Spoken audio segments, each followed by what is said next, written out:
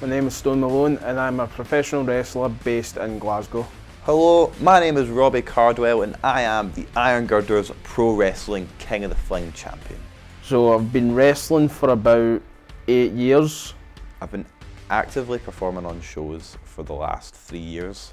So the first thing I ever seen from wrestling was Hardcore Holly hitting Big Show over the head with a steel chair on a random episode of SmackDown when I happened to be flicking through the channels. So from that moment I was instantly hooked as a fan.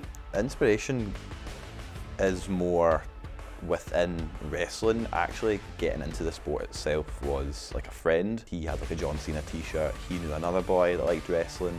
So I then went over to their house and we played, I think it was WWE 12 we played. And then from there on, I just kind of fell in love with it. I got out there, watched as much as I could.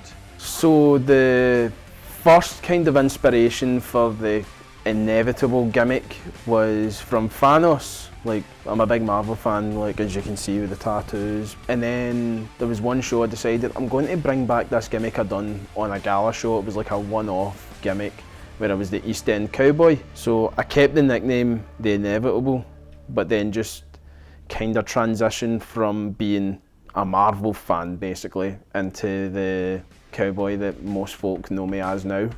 The Robbie Cardwell you see on shows now wasn't the Robbie Cardwell you seen on shows maybe 3 years ago. So my first ever show, I was 17, so that was November 2021. And I went out in Primark jeans, a black tank top, and I don't even think I had kick pads or knee pads on over. I had them all tucked under my jeans and it just looked ridiculous at the time. But then as the years went on, I added more colour, I added the tassels, and then we had our Halloween special last year and I got to dress up as Jeff Hardy. Now Jeff Hardy is one of my absolute favourite wrestlers of all time. He's the charismatic enigma and just like coolness just radiates off him. After Halloween, I took a lot of inspiration from him. I added in the arm sleeves, I started wearing more mesh, but I still kept my tassels and my tie-dyes and everything that the fans had fallen in love with over the last couple of years. And we just started adding more layers, and that's how you've got the Robbie Cardwell you see on shows today.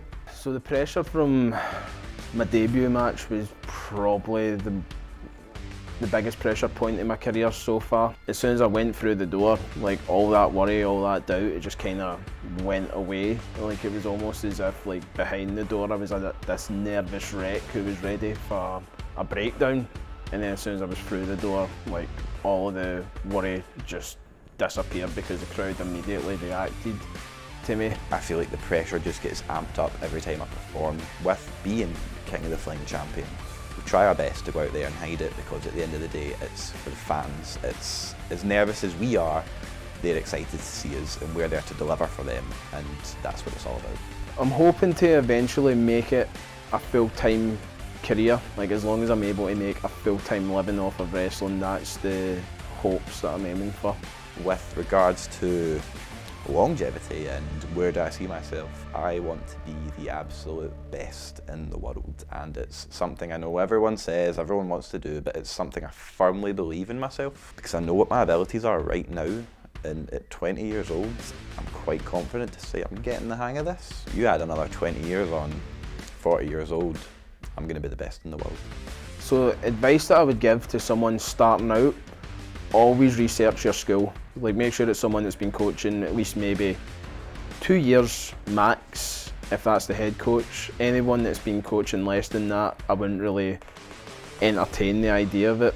So if I had any advice for anyone in Scotland, England, Ireland, America, whatever, whoever you are, just don't stop pushing.